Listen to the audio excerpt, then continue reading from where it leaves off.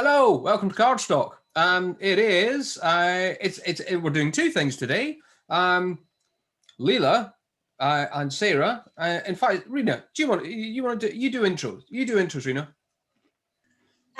Intro. I'm just going to refer back to last month when we had to kind of pick up a card to kind of predict what might happen, because it's obviously uncertain future. And obviously, this is what I drew for my kind of new card deck. It's the Knight of Eglantines. It's a plant. I think it's a briar rose. So it's funny because obviously we had no idea that Leila and Sarah will be joining us to talk about their creativity tarot. So I just thought I'd share that. So we have like two lovely flowers there with Hermes. So the divination for it was an artistic, imaginative person, goal-oriented, a dreamer, and maybe a messenger. So over to you, Sarah and Leila. That's so fun. I love that. that was the card we were there last month, but we picked that card to wonder, what might happen for the following month. So magic. That's so good. Yeah. Very much how we see ourselves. Creativity Tarot. This is sort of almost a sneak preview because no one else has seen these yet, but these are in their little box that came today. Where do we start? So we kicked off this year with a daily email newsletter that was little sort of creative prompts that we sent out to people every day, sort of designed to kind of cheer you up and like break you out of that sort of lockdown misery, with just little fun things. And then that turned into a weekly workshop where again we were kind of facilitating fun exercises, and that's all culminated in this Creativity Tarot. I've just realized I've opened this pack and I shouldn't have. Put them back away. But yeah, Leila, do you want to show off some of the cards while I grab my actual use ones? Yeah, I think like it was probably last autumn we decided that we would try and set ourselves up as a bit of a creativity resource and be useful to people during the stressful times and the uninspiring times, especially going into winter. And then, as Sarah said, through the winter, doing this newsletter every day through January, to give people kind of fun suggestions of things to do to brighten up their day.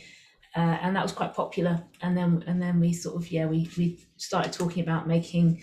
I don't remember exactly. Like we started saying, we could make some physical prompts or a game or something, and then we were looking at sending something through the post, weren't we? That's right. Yeah. And then I think you said, one of us said, like, I think it was you actually, was like, it would be nice to have something that you could kind of lay out in a spread and that would give you some kind of meaning. So that led to the idea for a Creativity Tarot. So you can probably see just from us holding them that these are playing card sized rather than tarot card sized. I was going to say we did research. What I actually did was buy some tarot cards and find that I didn't really like holding them because they were a bit unwieldy. They were too big and I couldn't really hold them comfortably. So we just gone for playing card design so that they're much easier to kind of hold and shove in your bag and put in your pocket and do whatever you want with them. I think with the design as well, we were thinking, like actually Sarah did pretty much all the design. I think we kind of wanted it to not feel like it was kind of mocking tarot, like it's not. It's like referencing it, but it's also referencing some of the other creativity tools, like the story archetype kind of characters and the Jungian archetypes and the archetypes that use in branding and stuff like that. But also like we've got. We made up some new ones as well. So you've got the carer, which is kind of a branding archetype, but then you've also got. So this is the idea is that you can use them for productivity and like goal setting stuff, as well as a regular sort of quirky tarot.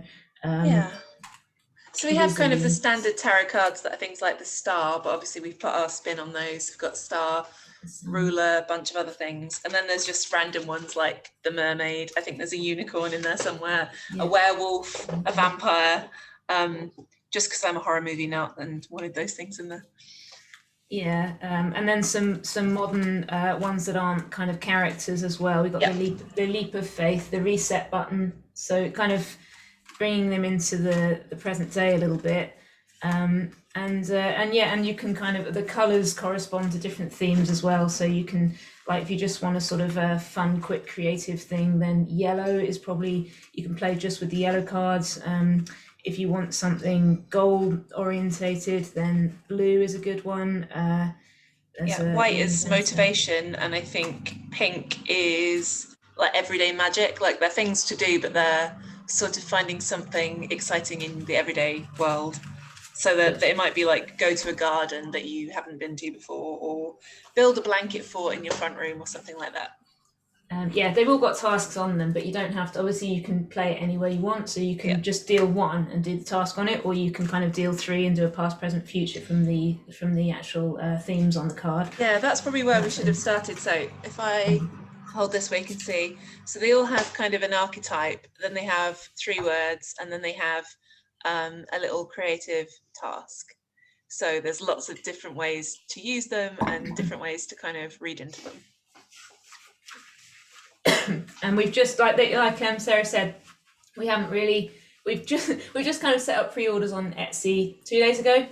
We've had quite a few, which is good, and we've ordered 100 packs to sell for now. But this has just been like an experiment in making a product for us. Really, we're not sort of taking it massively seriously or worrying about it. We're just putting a few hundred quid behind it and seeing what happens really and where it takes us, and if there's other spin-offs we could do in the future, that'd be great. People seem to be enjoying them, which is good already, even though they don't really exist in anybody else's life yet. Enjoying them in theory. We got, like Sarah said, we've got the boxes now, so we can start hopefully shipping them next week. That's the backs. That was a bit of a disorganized presentation that came on the fly, so if anyone has any questions, that might be helpful.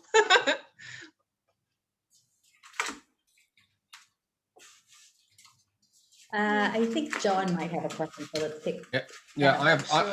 I have questions. So I really love the layers of the sort of like so just like going through you've got the archetype, you've got the words, you've got the tasks, you've got the colors. Did they all arrive as one? You thought, oh, we have to have this and this and this and this, or because of the way that you've sort of like come about it out of the creative prompts thing, are you just sort of like collecting things that have generally worked and thought, oh, we've got to put some of that in or a bit of this?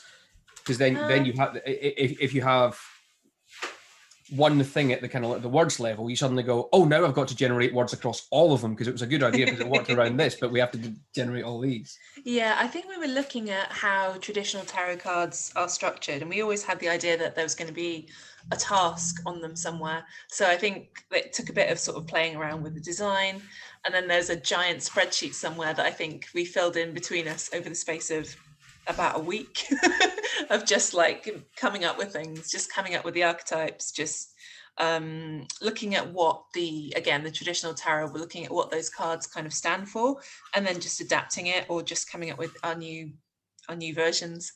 A lot of them are based on real tarot cards, and even though it's not necessarily obvious, like we actually started out with suits, didn't we? We were sort of trying to do like 10 or 12, whatever it was of each. Like we had a suit of fairies and a suit of unicorns and stuff. And I think it just got a bit too overcomplicated because we thought people aren't necessarily going to use this as a game. They're more just going to sort of use it as something inspiring. And also we saw loads of oracle decks and tarot decks that just had character cards for every card. So we thought, well, why do we have to differentiate the 5 of unicorns from the 3 of unicorns when we can just make them all different things? And and we were looking at, there's so many kind of other playful ones that are literary. What's literary witches? Or, literary witches. Yeah, we were worried about being disrespectful, and then we found all these like completely random tarot decks for sale that were just had like Jane Eyre as a witch and stuff, and Jane Austen rather as a witch, and we were kind of going, I don't think we should be too worried about disrespecting anybody. But yeah, it all happened really quickly, like Sarah said. Like we did the whole thing within a couple of weeks, and I don't know what's been the hold up, Sarah. I suppose the print process has been a bit slow. The print process and the fact that we got a little bit hung up asking other people for their input, I think. we did too much research. We did too much research, and I think once you start doing research, you can kind of just do research forever. Like we could have just kept on researching and tweaking, and then we just thought, well, the original kind of concept for this was just to make something fast and get it out into the world. So time to get it out into the world, and then Yeah, it was just little bits of kind of design stuff, but and again, like just us not making a decision on like what the back of the cards was going to look like for a while. That was our biggest like hurdle for about a week. We're like, can't just pick a design, but we got there, and I'm really happy with the ones we picked as well. Yeah, I really like the back design. And now we've got a whole nother process that we've discovered, which is photographing them and making videos of how to use them, and doing kind of, we're going to do live session, like we're going to do free readings for people on Instagram lives and things. So we've done some on Twitter already, which have gone down really well. So we'll just sort of now we'll just try and do a little. We've done no publicity at all, and we've sold 16, I think, in the first kind of 24 hours. And then 20, I think, in people's baskets, which is nice. But yeah, mostly there'll be people we know. So the next phase is to reach beyond that, which will involve a little bit of our marketing now. So we haven't actually done any yet. So probably why it's only people we know. We basically did a couple of tweets to just announce that the pre-order was open, just because it was the summer solstice and we thought it was a good time. Yeah, LinkedIn is my next guess. I think I'm going to try and take some photos for LinkedIn and try and. Yeah, and I think we're going to look at how we photograph them as well. So that the first ones I did were quite sort of witchy, and then we're going to do some creative ones and some kind of productivity-based ones as well, just to hit different markets.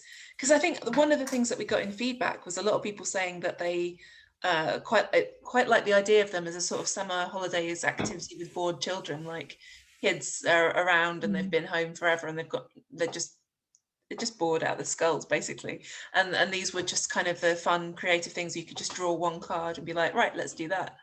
I'm just noticing there's some comments coming up in the chat, so thanks guys.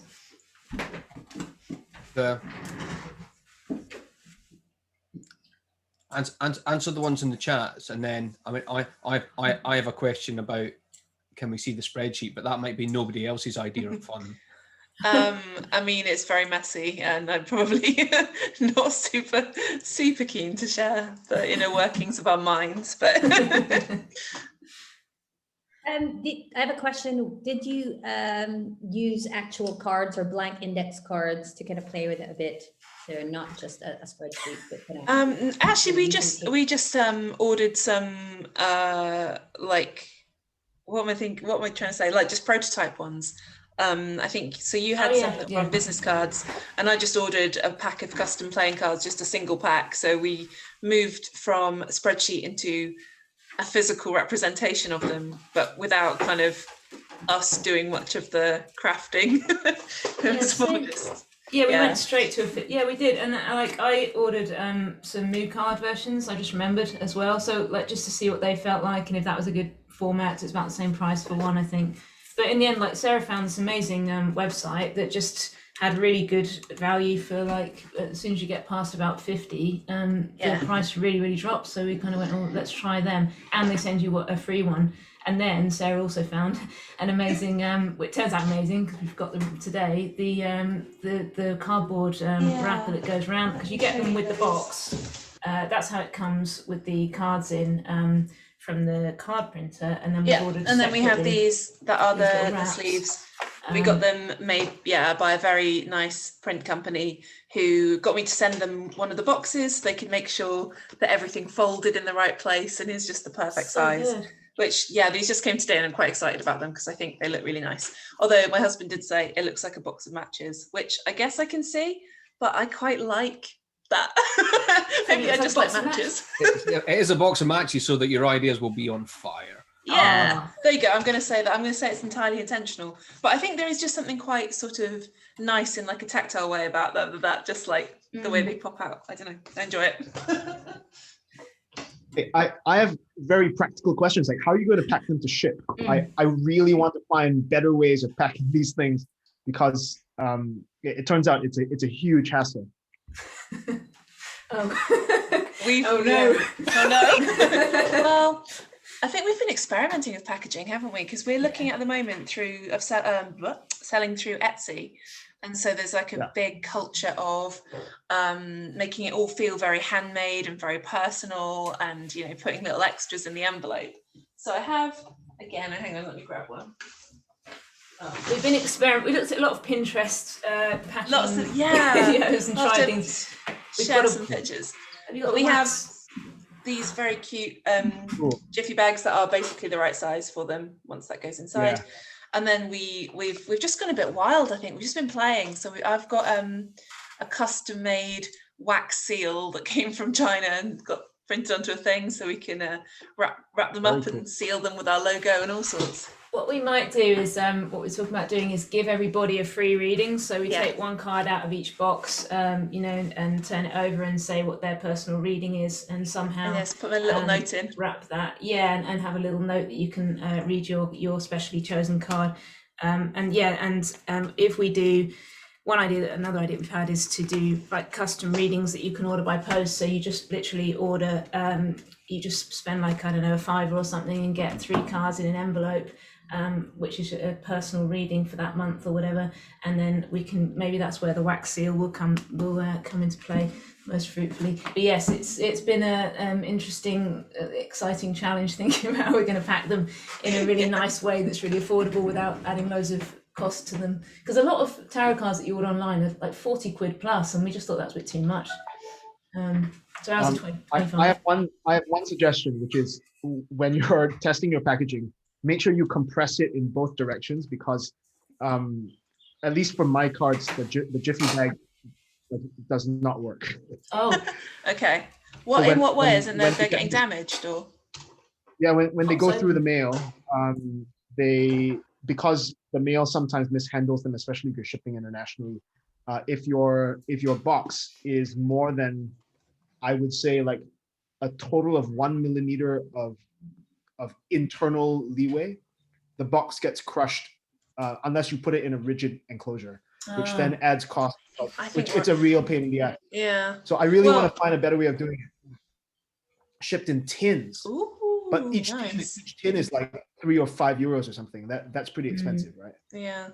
You I can- guess we'll try it. We'll You start. can get cheaper tins. So there's various like tins. I bought it at like £1 Interesting. for Ooh. different things. But you can buy them in bulk from just search for small tin things. But this is sort of like to the point about the tarot cards being 40 quid. Mm. There is so Yeah. much cost in just beginning to scale up into kind of like physical things, which becomes you realize why some people are selling these things for 40, 50, 60, 70 quid and Yeah. stuff. And you go, and it's because they are trying to make a living from that thing specifically. Mm.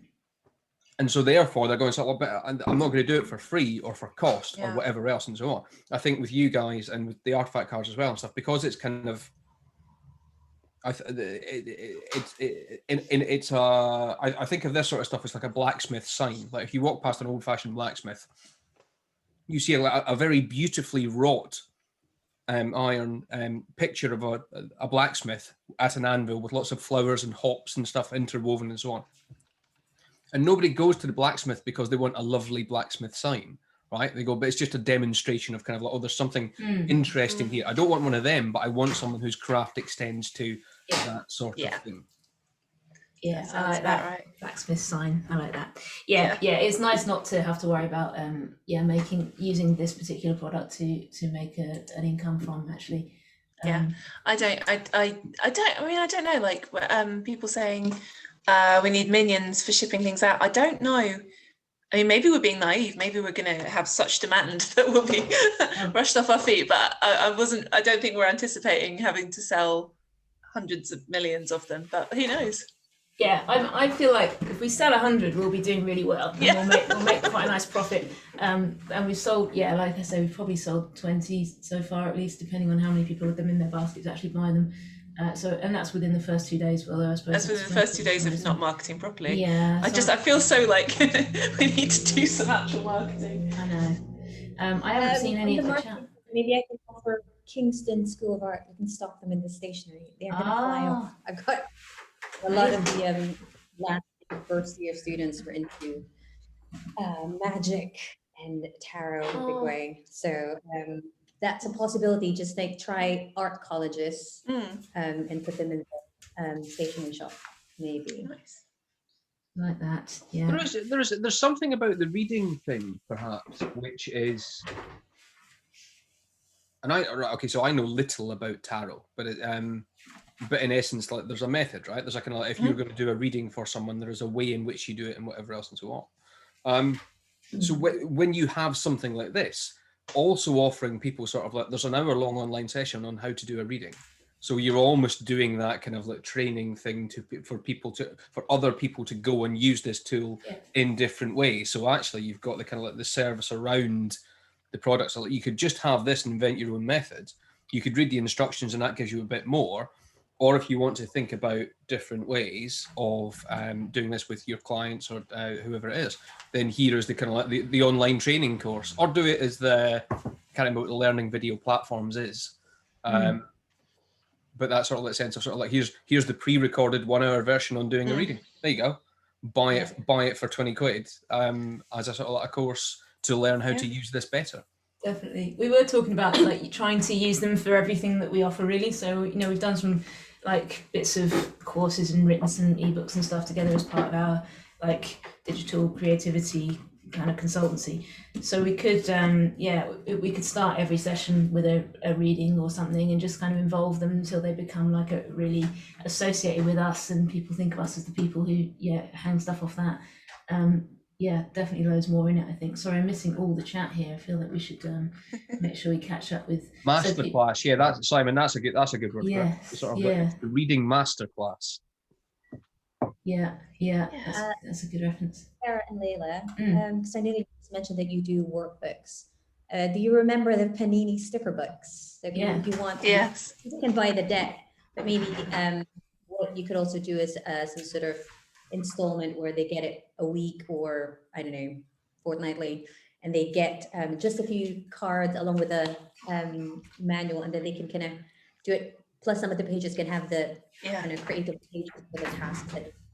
So that could be an option. That's a great idea. That's weirdly, I was thinking about that just today about, you know, those magazines that are like, you know, the first one is $1.99 or something, and you get a piece of something, and then you have to subscribe, and it becomes like $7.99, and at the end you've got like a ship or something that you've built from all the pieces. I was thinking like, how can we turn our cards into like something you because I'm interested in talking to our printers some more, because I know they offer things like foil and holographic things, and we could do like special edition cards that were really beautiful, and basically we quite easily get carried away. I've just seen a comment. There's someone, Nick, what's the Panini book comment? I think does everybody know what the Panini sticker books are? No, I. Ooh, okay, all right. Oh wow. Cool. Cool. 80s, maybe 70s. So you get a sticker book with just blank bits where you need to kind of buy little packs, and then which are released every week, and then you collect them. It's just like a sticker card collection thing, and it's been done with football. The thing that's fun about that is you normally have to buy the stickers in like blind bags, don't you? So you don't. Yeah, that's right. That's how I remember it. You kind of you buy from the newsagent. You buy your little packet of stickers with like 10 stickers in it. Part works. But then you kind of have to. You end up with duplicates, and you have to swap them and all kinds of things. And then some are rarer than others, so you end up buying loads of packets trying to find the rare one. Yeah, we were thinking about sort of sending people random cards, and then gradually they could try and build a deck from them, but you just get loads of duplicates. There'd have to be a whole kind of swapping community going on.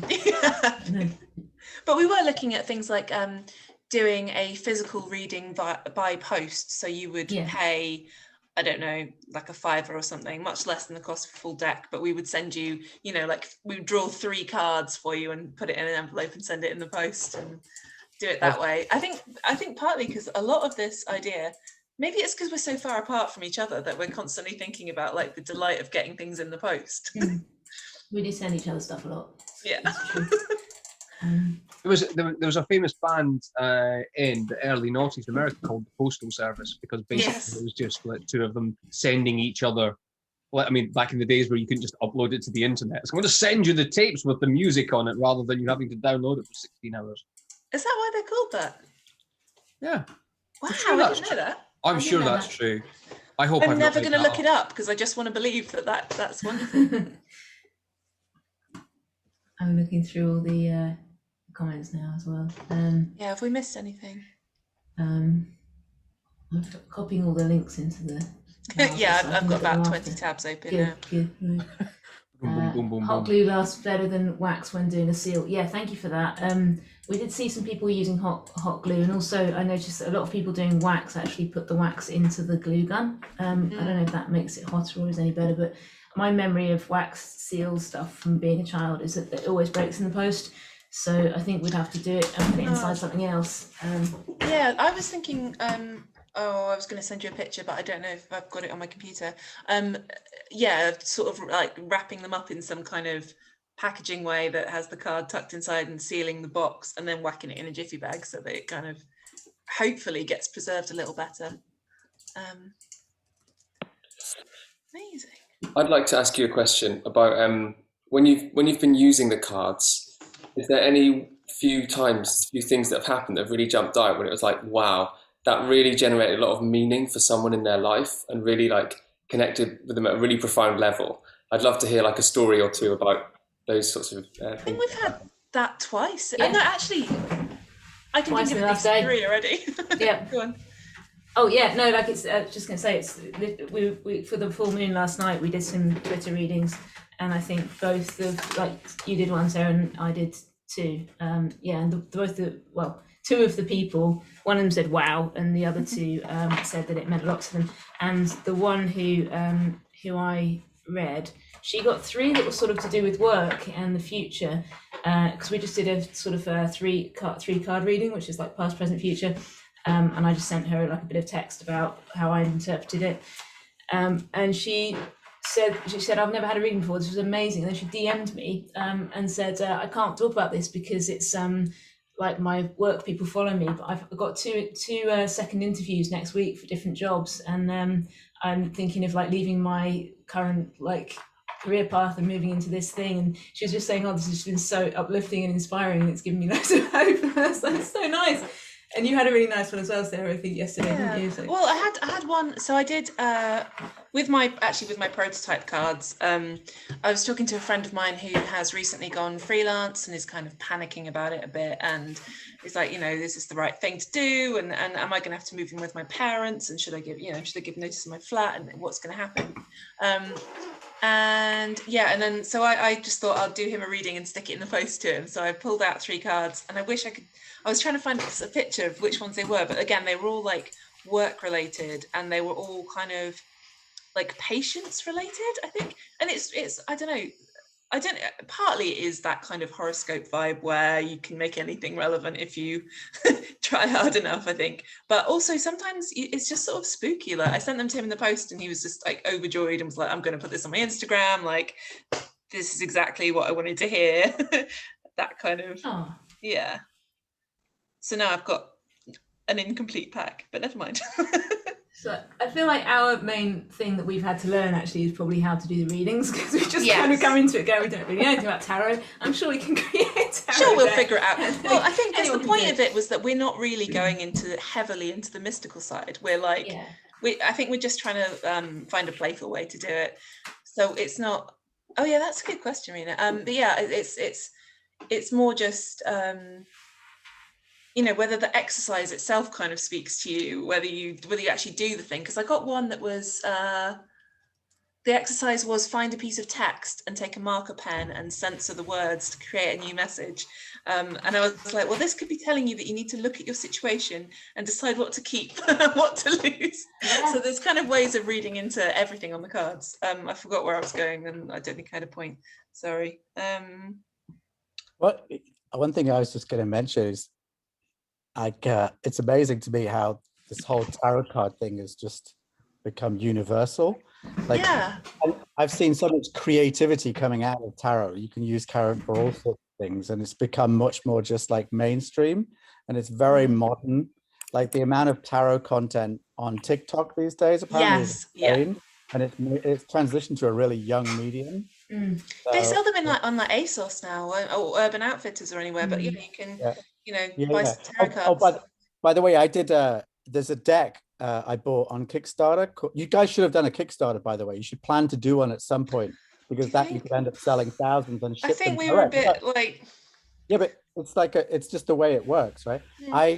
I just bought into a deck on Kickstarter called the Alley Deck, and it's the Alley Deck has got like cards from like 100 different designers on it from 100 different Wow. decks, and I'm part of this group, and everyone is swapping their cards. They're mailing cards to different people from different decks, and they're Oh, creating that's all so these nice. mixed up decks. And it's just like I had no clue that this kind of whole thing was going on, but it's just like the whole tarot thing is just kind of buzzy. I don't know. Oh, we should do a thing where, sorry.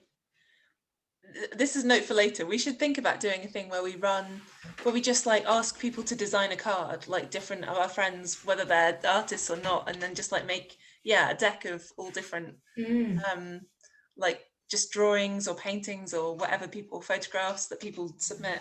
That would be really cool. Yeah, because if you can give them, you give them a kind of like the format, right? You go sort of like, exactly. it's archetype Or a words. template, yeah. Yeah. That's what we have That would to be do. amazing. Here's 3 examples. John, I'm Here's the Google shocked that sheet. with your deck library, you do not have tarot. I'm going to send you one now. Just, well, I know where you can buy some.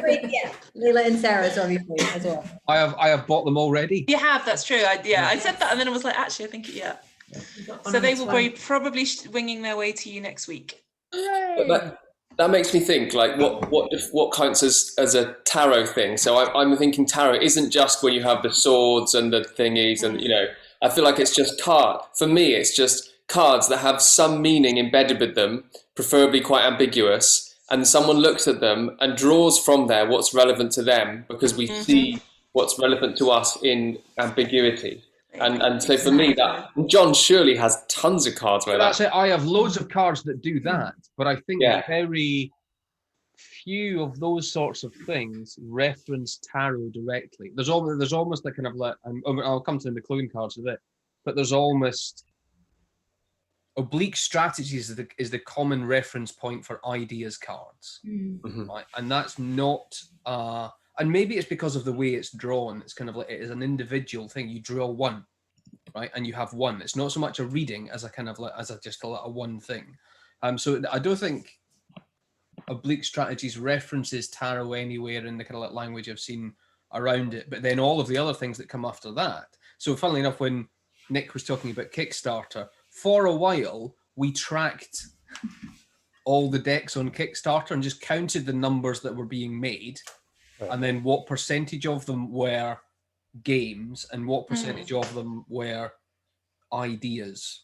And it was running, we stopped after it became too many to count. But roughly 20% of card decks on Kickstarter, because there's a lot that are very just like a graphic designer doing a new card deck, right? Just sort of like it's a 52 card French deck.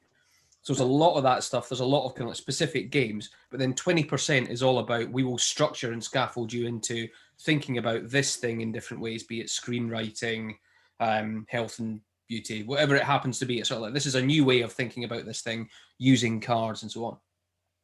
But I don't think, as I say, I don't think any of the ones I have reference tarot specifically as an inspiration. I think for us it was a bit of a shortcut. No, the tarot does have a structure of having the 4 suits and then a major arcana, minor arcana. Yeah. So that the other ones that prompt there, so there's a difference between tarot and then the oracle deck. The oracle is kind of more inclusive, kind of more loose and subject to different personal interpretations. But I think the tarot does have that, similar to the playing cards, which is where it was inspired from anyway. Having 4 suits.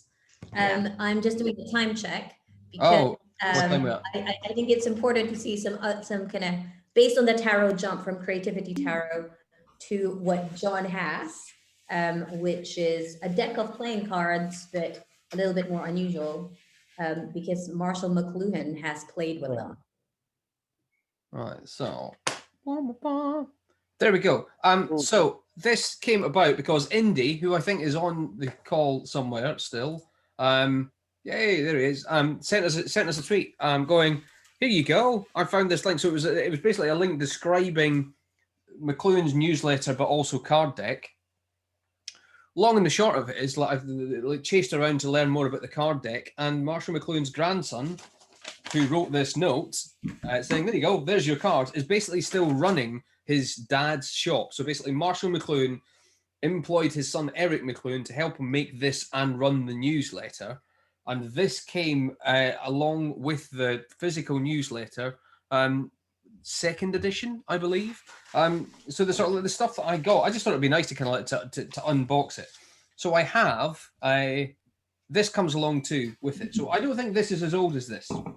I kind of feel that this is a modern reprint. I mean, how modern? I don't know, last 10, 15 years of some of the instructions about what this is. But this is the original, and we'll get to the kind of like the condition, the warping, and things like so on.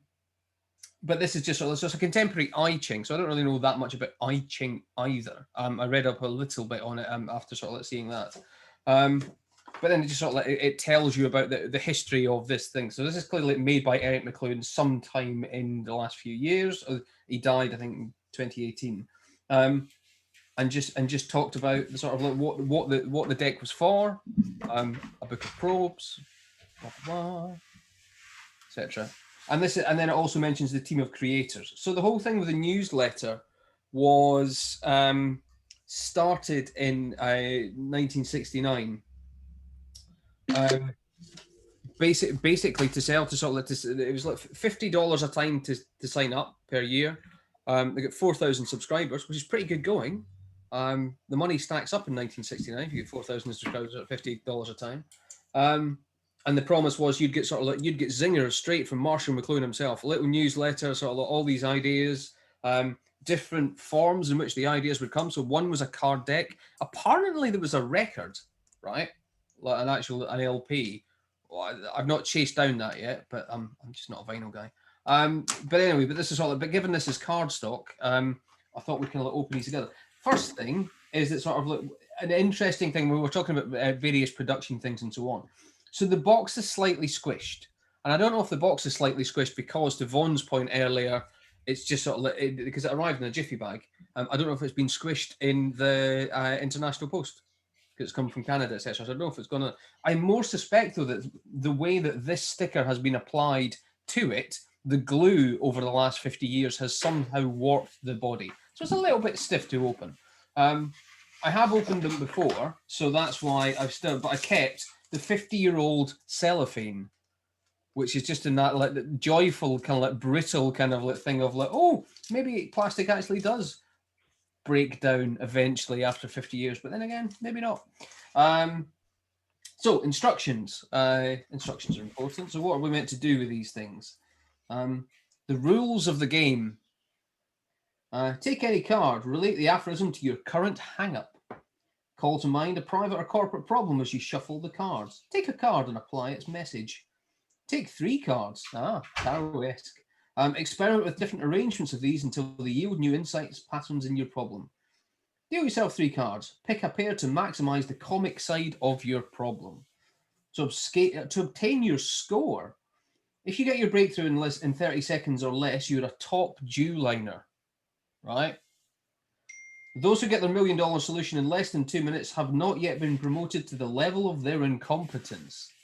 I mean, the kind of like the disdain for the people that he's selling this to is kind of like, you know, if it takes you more than 3 minutes, try another problem. What? Just give up. There you go. That's how long your instructions have to be. And on each card, therefore, what you have, interestingly, they are a kind of like a conventional set of playing cards, so you could just play with them if you wanted. But each card has a little phrase. The clown is the emperor's PR man. Learning creates ignorance. The public creates privacy. White creates black. Lots of things like this, and of course there is I had a search for it before. There you go. That's the kind of that's what everyone was waiting for, right? The medium is the message, and the cards are very differently card shaped. So why don't we shuffle them and sort of follow one of the instructions? I will shuffle them. Should you shuffle the Joker in? I guess so. What else are you going to do? Always with the Joker, yes. Right, here we go. Because that's it, like Jokers in a pack are kind of like not really there for anything, he says. Depends on the game. Yeah. You wouldn't have them on Whist, I'll tell you that much. Right, so let's do method A. Who has A current hang up. This is weird, isn't it? So like, I'm asking who wants to volunteer for it. It can be a nonsense one. Anyone? Anyone? Bueller. Bueller. Wait, what do you want? Were you asking to cut it? Yeah, we're going to use the deck as intended. Hang on, let me just take the autofocus off because it's doing my nut.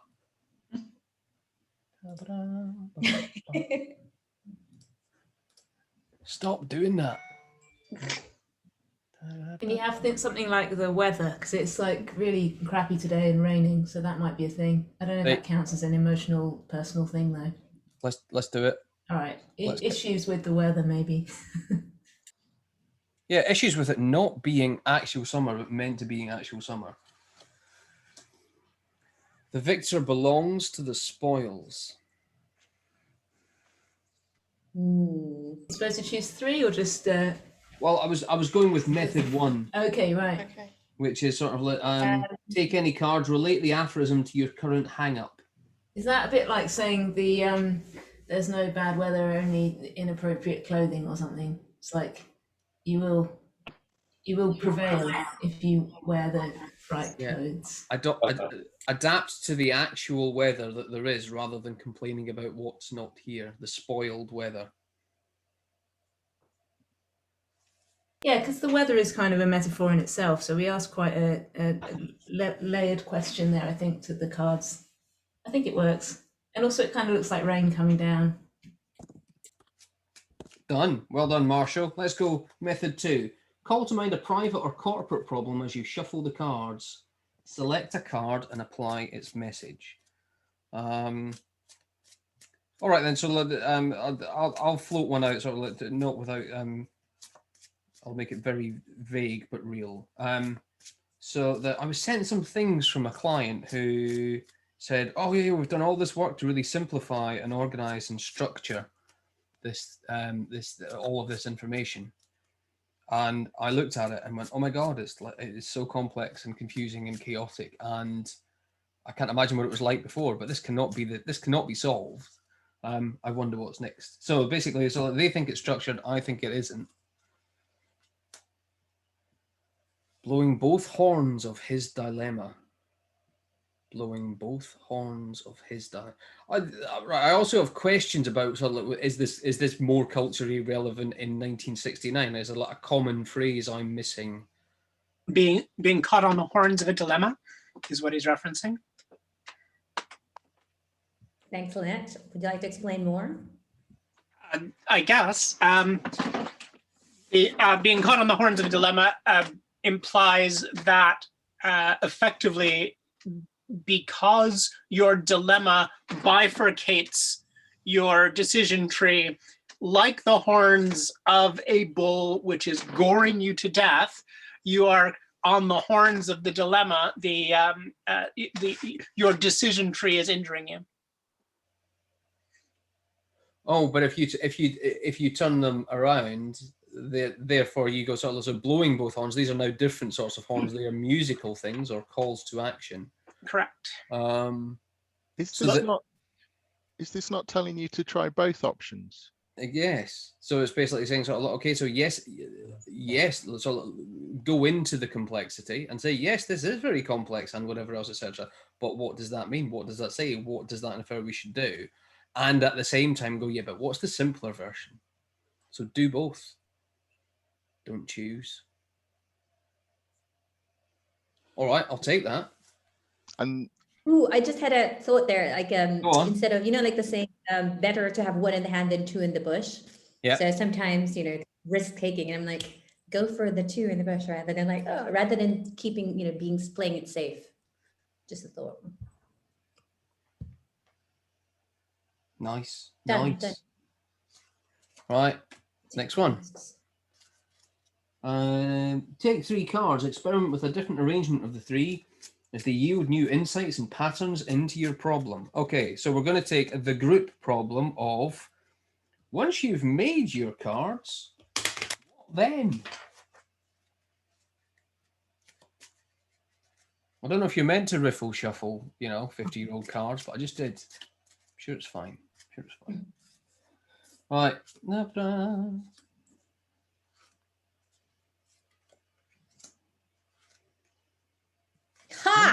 Yes.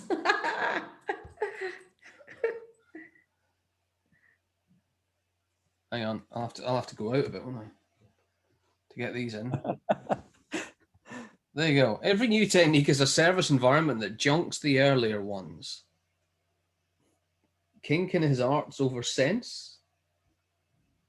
For perfect knowledge, the Englishman says, I know it like the back of my hand. And they got a preferred arrangement that they wish to burrow into.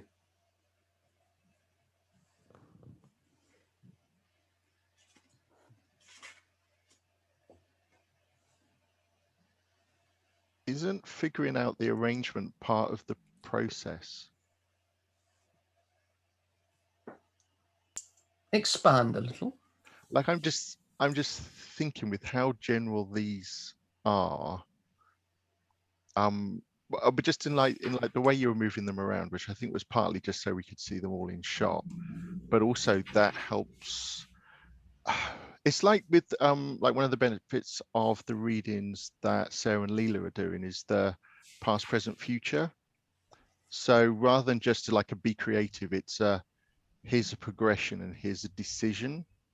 In the same way with these three, just you moving them around, the combination of them gets you thinking about your particular problem.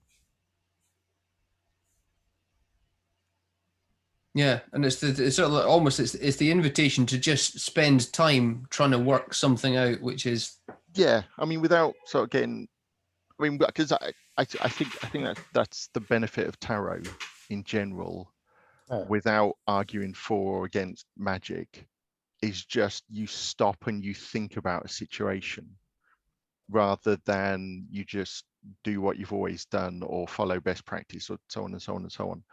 So just having you sit there and think about your issue or concern and move them around. So the ideal format for the cards is when you stop, but actually moving them around, trying to find that format is part of the process as well as what's on the cards.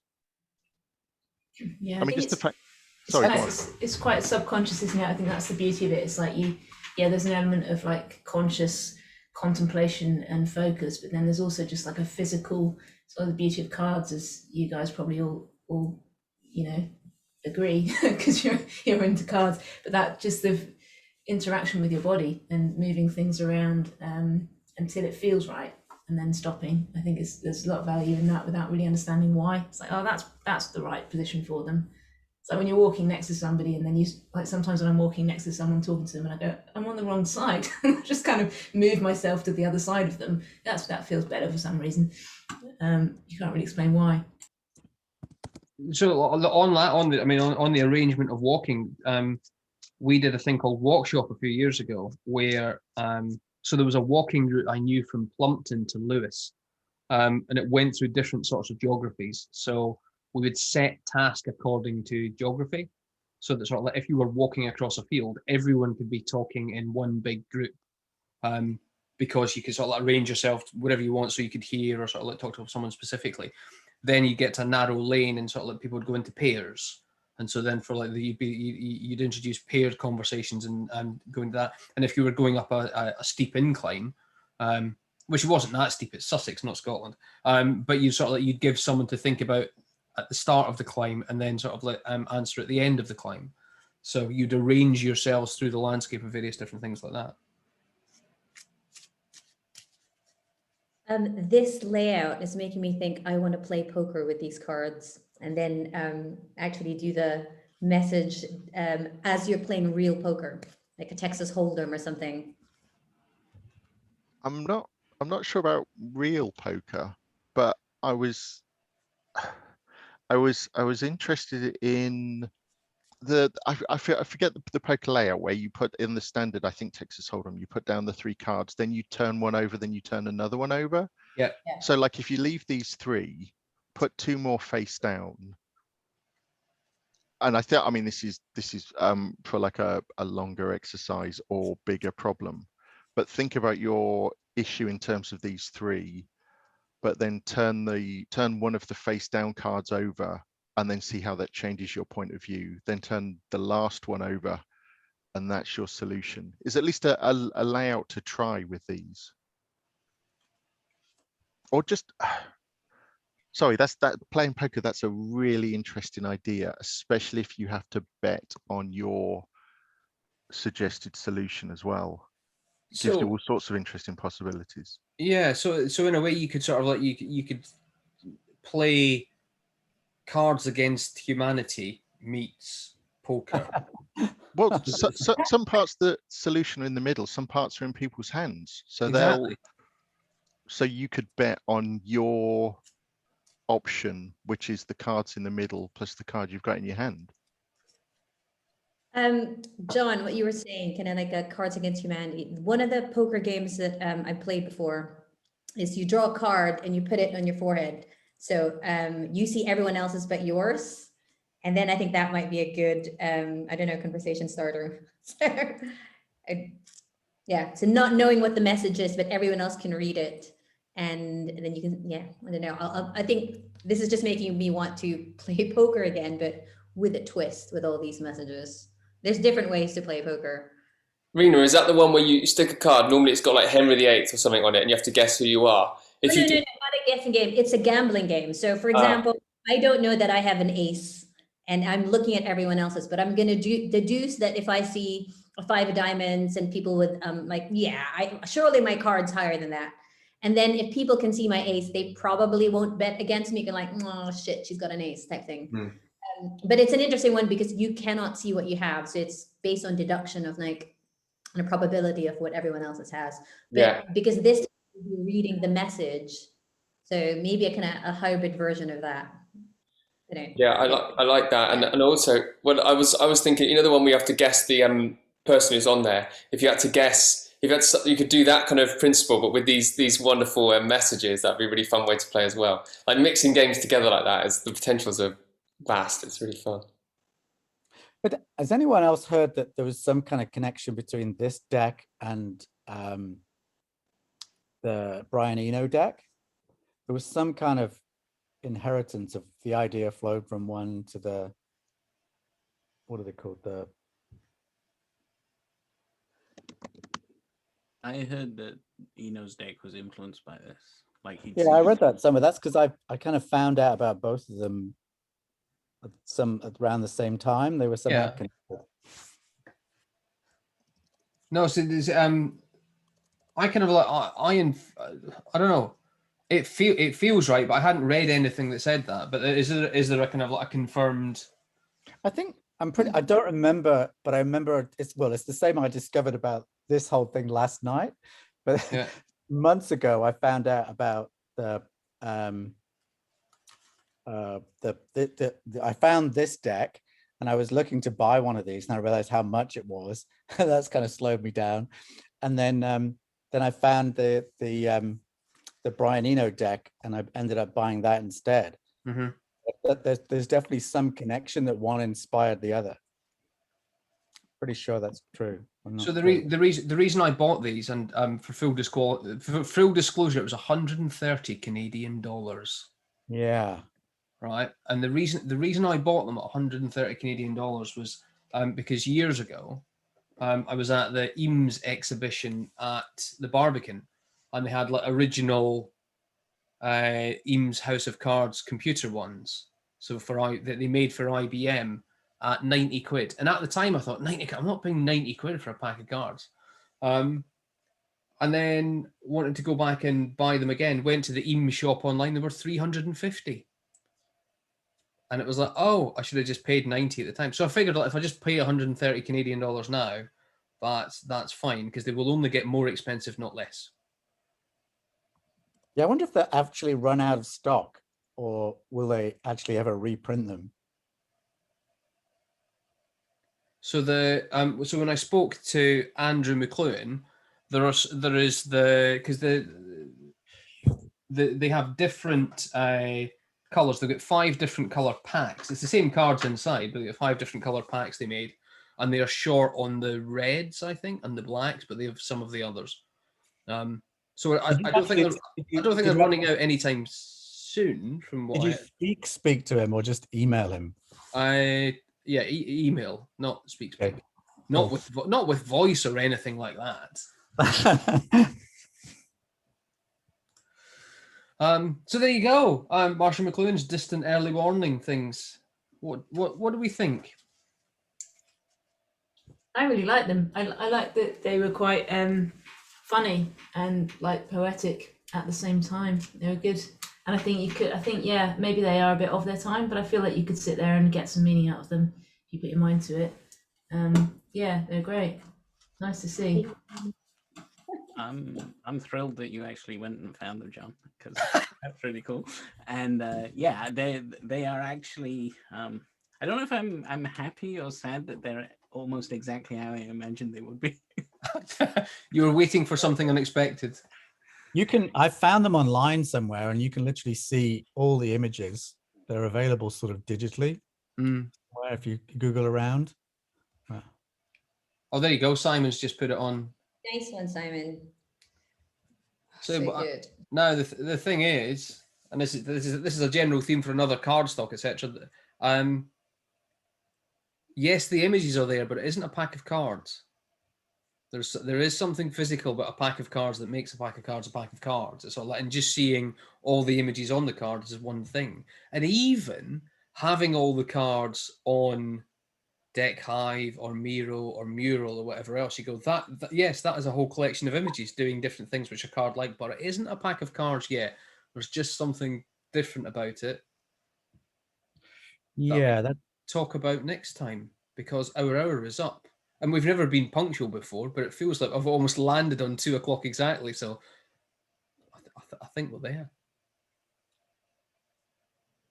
Well, I'm so glad I found this. It was very kind of dialing in from Canada. I got up at 5 o'clock to tune into this. So. Oh well, thank you for coming. It's now sunrise, so it's good. It looks amazing. Can you point your camera towards the sunrise? Oh. Nice. Well, sunny day. On that note, see you again at the next Cardstock, everyone. Thank you, Leila and Sarah. Thanks very much. Leila, Sarah, I would Thanks love for to get having in us. touch with you if you have something I'd love to like discuss or share an idea with you to do with your deck. It'd be super cool if you're up for that. So Yeah. email Yeah. or DM you or something. Yeah. Yeah, please do. I think there's a thing in the chat that we're going to do readings for people from this group. So if you would like to at us on Twitter, if you have Twitter, You'll get a single card reading, and we'll give you some homework. Amazing. Thank you so much. Thank you. Thanks, See you all guys. soon. Nice. Thank Bye. you. Thanks, everyone. Bye-bye.